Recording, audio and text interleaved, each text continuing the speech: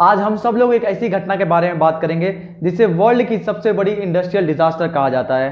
हाँ दोस्तों, Bhopal gas tragedy, जिसे वर्ल्ड की सबसे बड़ी इंडस्ट्रियल डिजास्टर कहा जाता है, क्योंकि इसमें 15,000 से भी ज़्यादा लोगों की जाने गई थी। सोचिए क्या हो अगर आम शाम की तरह आप घर में सोए हुए हो, तभी आपकी आंखों में जलन होने लगे, घर में लोगों को खांसी होने लगे, आप घर के दरवाजे खिड़की खोलो हवा आने के लिए, पर उसी हवा के साथ एक जहरीली गैस भी घर के अंदर आ जाए जिससे पूरे घर में लोग मरने लगे। कितना खतरनाक मंजर होगा ये, सोचिए एक बार। चलिए जानने की कोशिश करते हैं कि 2 दिसंबर 1984 में भोपाल में क्या हुआ और किसकी वजह से हुआ। यूनियन कार्बाइड कंपनी में से ये गैस रिलीज हुई जिससे मिथाइल आइसोसाइनाइड करते करीबन 40 टन उस समय रिलीज हुई थी। 1969 में यूनियन कार्बाइड ने भोपाल में अपनी कंपनी खोली जो सिविन नामक इंसेक्ट का प्रोडक्शन करती थी। ये सिविन प्रोडक्ट एग्रीकल्चर में यूज किया जाता था, जो MIC नामक एक केमिकल से बनता था, मिथाइल आइसोसाइनाइड थे।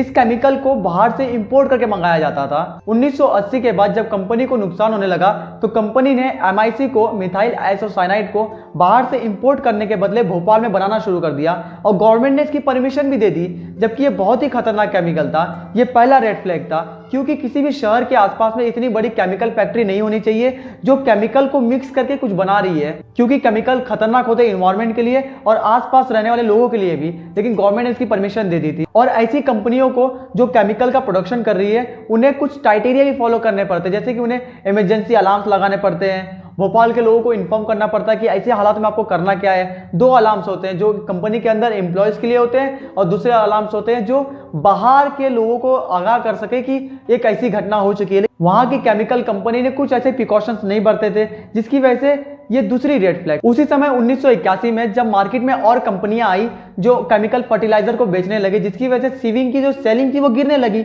जिसकी वजह से उन्होंने कॉस्ट कटिंग करना शुरू कर दी।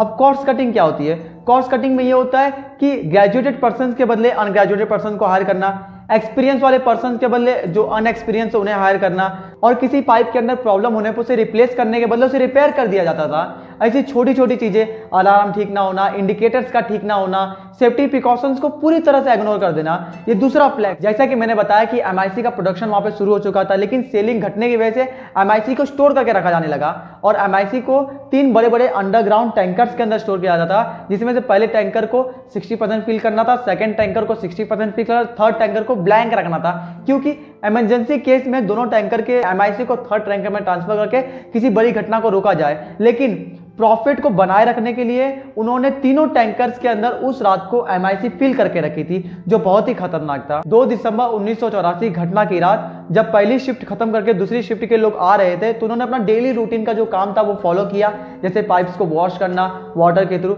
और जब उन्होंने ये काम को शुरू किया तो उन्होंने पाइप्स के अंदर जब वाटर ट्रांसफर किया तो पाइप के अंदर वाटर दूसरे छोर से निकल नहीं रही थी, जो बहुत बड़ी प्रॉब्लम थी। उन्होंने अपने सुपरवाइजर्स को इन्फॉर्म किया, लेकिन सुपरवाइजर ने इस चीज को पूरी तरह से इग्नोर किया, क्योंकि वहां पे लोगों को केमिकल्स की नॉलेज भी नहीं थी, उन्हें पता भी नहीं था कि MIC वाटर के साथ रिएक्ट करके मिथाइलामाइन बनाएगी, जो बहुत ही खतरनाक केमिकल था। लेकिन इस बात को इग्नोर किया गया, जिसकी वजह से धीरे धीरे करते करते जैसे 12:45 हुआ, 1 बजा, टैंकर्स के अंदर हार्मफुल गैसेस बनने लगी। और आपको जैसे मैंने बताया कि टैंकर सब अंडरग्राउंड थे, हार्मफुल गैसेस बनने की वजह से धीरे धीरे करके कंपनीज के अंदर, पाइप्स के अंदर से वो गैसेस रिलीज होने लगी। कंपनी के अंदर एम्प्लॉयज की आंखें जलने लगी, खांसी आने लगी, तो उन्हें पता चलने लगा कि कुछ ना कहीं कोई गड़बड़ हो चुकी है। उन्होंने उस चीज को ढूंढना शुरू किया।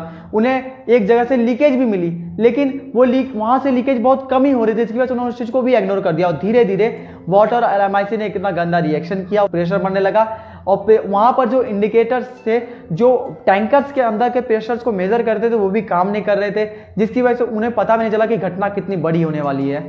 और धीरे धीरे वो टैंकर्स में से जो गैस थी वो बाहर आने लगी और मेजरी जो सिलेंडर्स थे उनमें 2 पाइप्स लगी होती थी। पहली पाइप जो MIC को निकलने के लिए, दूसरी पाइप होती थी जो MIC के अंदर जो हार्मफुल गैसेस थे उसको बर्न करने के लिए होती थी। लेकिन और जो दूसरी पाइप थी जिससे गैसेस बर्न होती थी, हार्मफुल गैसेस, उस समय वो चीज बंद थी, जिसकी वजह से क्या हुआ, उस पाइप में से हार्मफुल गैसेस बहुत ही तेजी से बाहर निकलने लगी और वो क्लाइमेट में फैलने लगी। और रात के 1-1.5 बजे तक पूरे भोपाल शहर में MIC गैस फैल चुकी थी। क्लाइमेट में तो ऑक्सीजन था ही, जिससे ऑक्सीजन रिएक्ट करके उसने मिथाइलामीन बनाया। तो आम लोग घर के अंदर बैठे हुए थे जिन्हें पता भी नहीं कि क्या हो रहा था। उन्हें आंखों में जलन होने लगी, खांसी होने लगी, उन्हें लगा कि कोई प्रॉब्लम होगी। उन्होंने अपनी खिड़कियां खोली, दरवाजे खोले, लेकिन उन खिड़कियों दरवाजे से हवा के बदले मौत अंदर आई। वो हार्मफुल गैसेस और अंदर आने लगी और धीरे धीरे करके लोग मरने लगे। जो घर के बाहर छतों पे अपने सोए हुए थे वो रातों रात मर गए, सुबह कोई नहीं उठा। लोग खांसने लगे, लोग हॉस्पिटल की तरफ भागने लगे, लेकिन डॉक्टर्स को भी नहीं पता था कि वहां पे उस समय हो क्या रहा है। डॉक्टर्स ने देखा कि लोगों को सांस लेने में तकलीफ हो रही है, डॉक्टर ने उन्हें ऑक्सीजन दिया,